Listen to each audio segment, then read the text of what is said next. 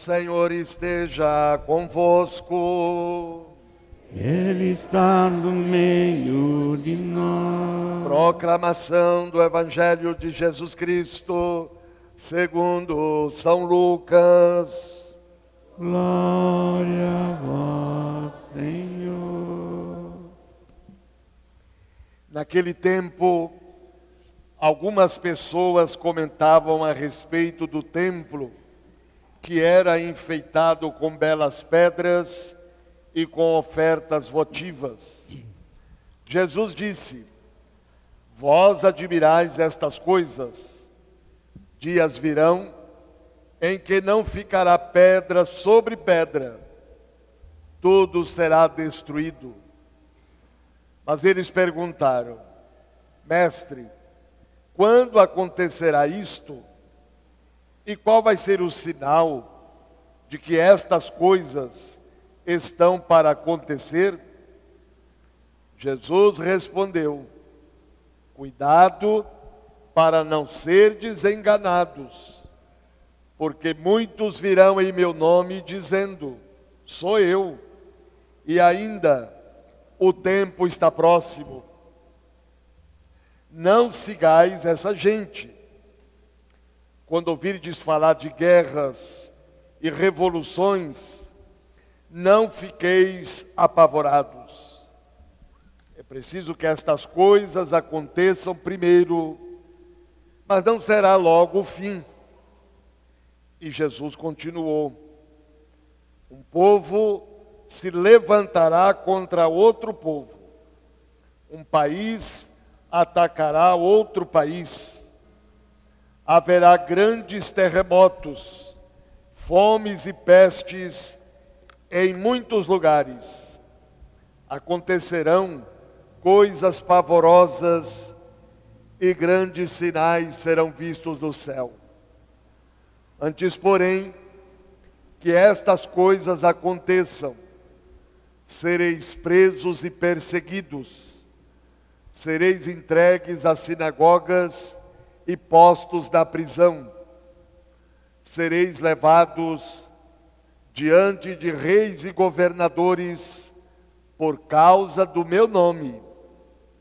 Esta será a ocasião em que testemunhareis a vossa fé. Fazei o firme propósito de não planejar com antecedência a própria defesa, porque eu vos darei palavras tão acertadas que nenhum dos inimigos vos poderá resistir ou rebater. Sereis entregues até mesmo pelos próprios pais, irmãos, parentes e amigos, e eles matarão alguns de vós. Todos vos odiarão por causa do meu nome, mas vós não perdereis um só fio de cabelo da vossa cabeça. E permanecendo firmes, quereis ganhar a vida. Palavra da salvação. Glória a vós, Senhor. Aleluia, aleluia, aleluia, aleluia, aleluia, aleluia.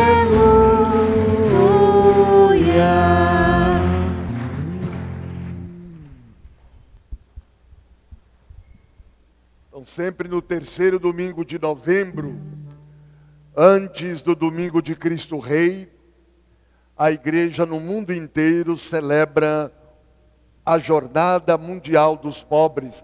Já é a 9ª Jornada Mundial dos Pobres, que foi instituída pelo saudoso Papa Francisco, como gesto concreto, compromisso da igreja com o Ano da Misericórdia, que nós celebramos em 2016 e 2017. Quem é pobre? Pobre é aquele que não tem o mínimo das condições necessárias para uma vida digna. Aqueles que estão na miséria, aqueles que são colocados à margem pelo poder político e econômico, aqueles que não têm vez e que não têm voz, os pobres, os miseráveis. O Papa Leão XIV se inspirou na declaração de fé de uma pessoa pobre e fiel na sua mensagem para esse dia de hoje, Mundial dos Pobres. Salmo 71, versículo 5. Tu és a minha esperança, ó Senhor Deus. E começa sublinhando que os pobres são testemunhas de uma esperança forte e confiável. Na medida em que a esperança que os move é professada numa condição de vida precária, feita de privações, fragilidade e marginalização. Somos chamados a buscar uma sociedade que cuide de todas as populações vulneráveis, que não admite privilégios e que promova o bem comum. Muitos poderiam perguntar, o que a igreja faz pelos pobres? A igreja é a instituição que mais faz pelos pobres. Não só no sentido assistencial, mas também no sentido promocional. Apoio a projetos de inclusão social, incentivo, apoio à luta por políticas públicas para melhorar as condições de vida dos pobres, o apoio aos seus direitos, às suas lutas, às suas reivindicações. A igreja faz muito. Nós temos aqui na região amazônica dois barcos hospitais para atender as populações carentes lá da região amazônica, dos ribeirinhos. Então esses barcos vão andando, tem consulta, tem exames, enfim. É um projeto que foi incentivado pelo Papa Francisco e que foi assumido pela igreja lá na região amazônica, né? E assim tantas iniciativas, os trabalhos das pastorais sociais, tudo isso, né? É trabalho de apoio, de compromisso com os pobres, com os vulneráveis, com os marginalizados. Estamos chegando ao fim do ano litúrgico. No próximo domingo, domingo de Cristo Rei, nós terminamos o ano litúrgico da igreja.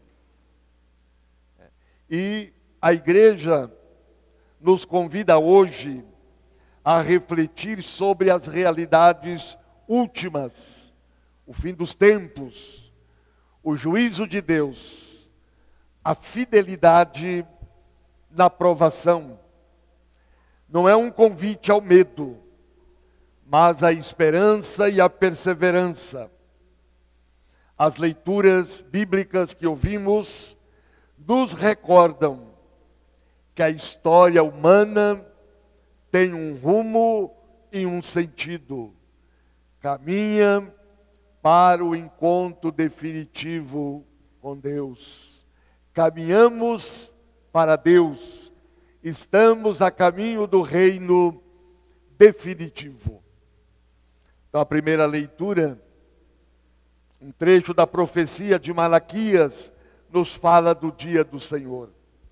Então o profeta nos fala que o dia do Senhor será condenação dos que são soberbos e perseveram e percorrem caminhos que não conduzem a Deus. Então, a vinda do Filho do Homem, a vinda de Deus, será a condenação dos soberbos e perversos. E para as pessoas que escolheram uma vida de justiça, será a salvação. Então, quem escolheu um caminho de justiça, de cuidado com os pobres, com os marginalizados, será um momento de alegria e de realização, pois nascerá o sol da justiça. Para vós que temeis o meu nome, nascerá o sol da justiça, trazendo salvação em suas asas. Então veja que a salvação depende da justiça que nós praticamos. Por isso que Jesus vai dizer no Evangelho de Mateus: afastai-vos de mim, todos vós que praticais a injustiça. Então, o juízo final, a vinda de Jesus, será salvação para os justos, para os que escolheram o caminho da justiça, da fraternidade, e condenação para os maus, para os que escolheram os caminhos da injustiça, da violência e do mal. Portanto, o fim dos tempos não é destruição, mas renovação. É o triunfo do bem sobre o mal. No Evangelho, temos o discurso de Jesus sobre o fim dos tempos, em que aparece 3 momentos da nossa história, da história da salvação. Aí ele fala a destruição de Jerusalém, do templo, o tempo da missão da igreja e a sua vinda.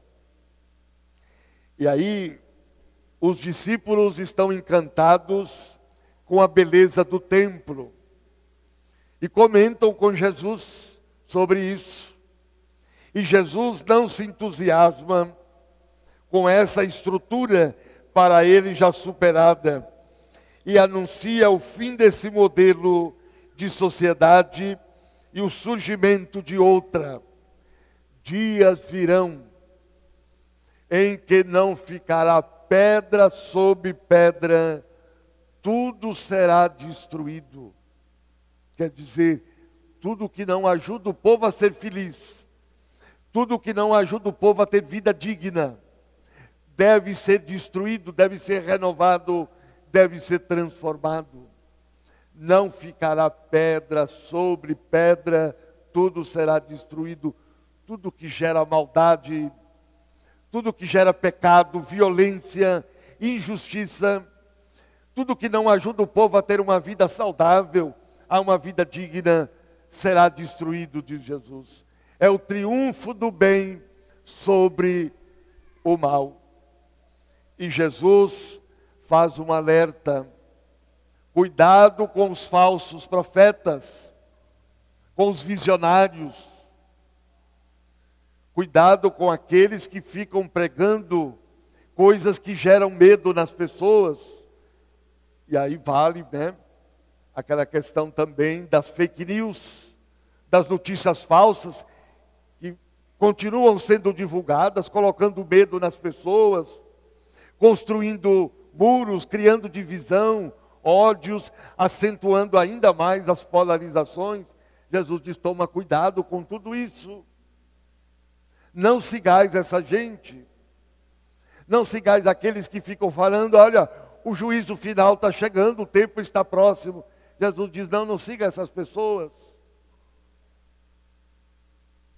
Porque de fato, quantas pregações, você se lembra muito bem, quando estava para terminar o século XX, que ia chegar o ano 2000, quanta gente que disse: o mundo vai acabar no ano 2000. Estamos em 2025 e o mundo está aí.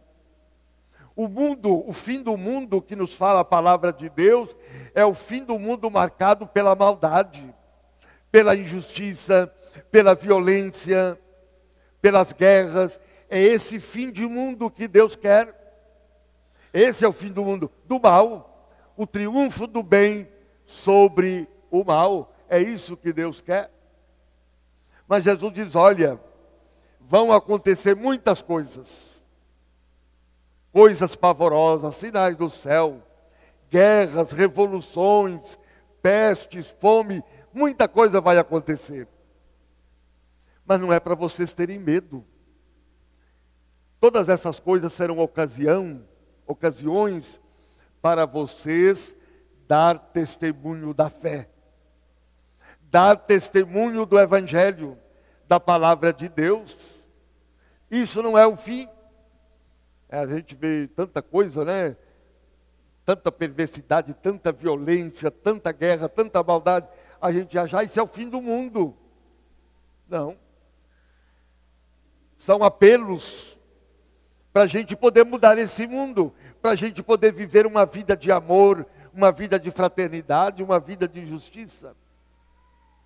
E não é Deus que manda essas coisas, né?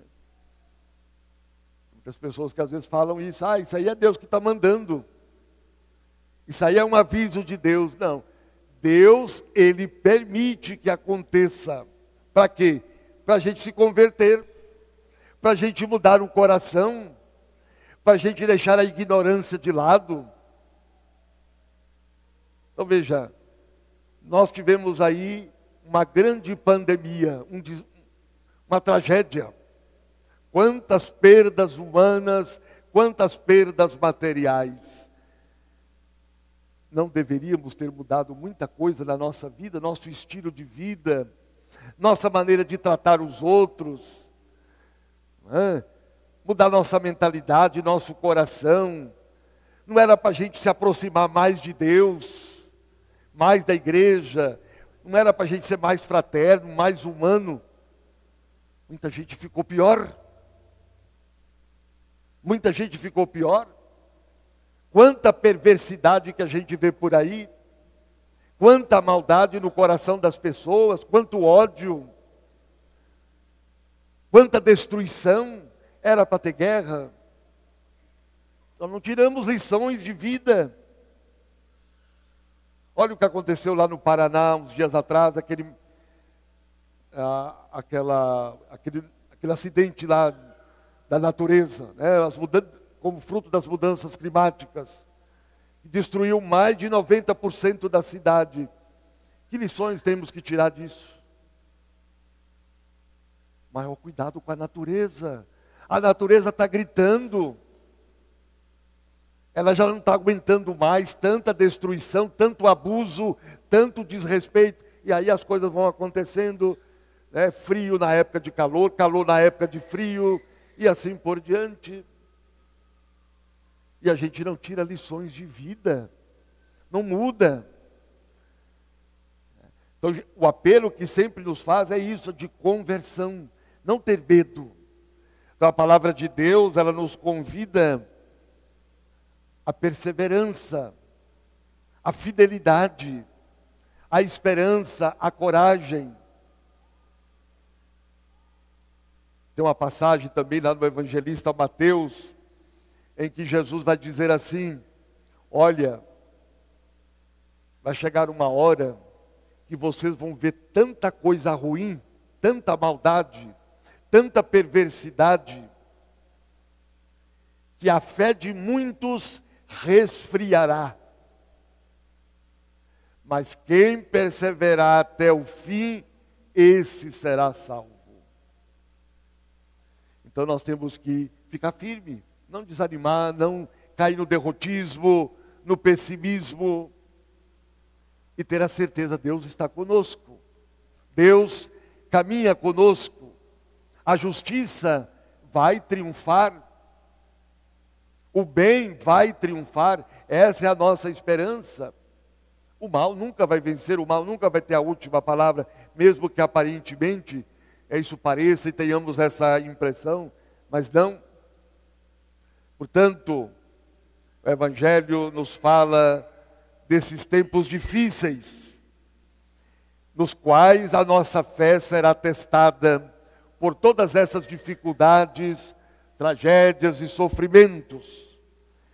Mas o interessante é que Jesus nos pede coragem, perseverança, e para a gente dar testemunho da nossa fé, dar testemunho da sua palavra.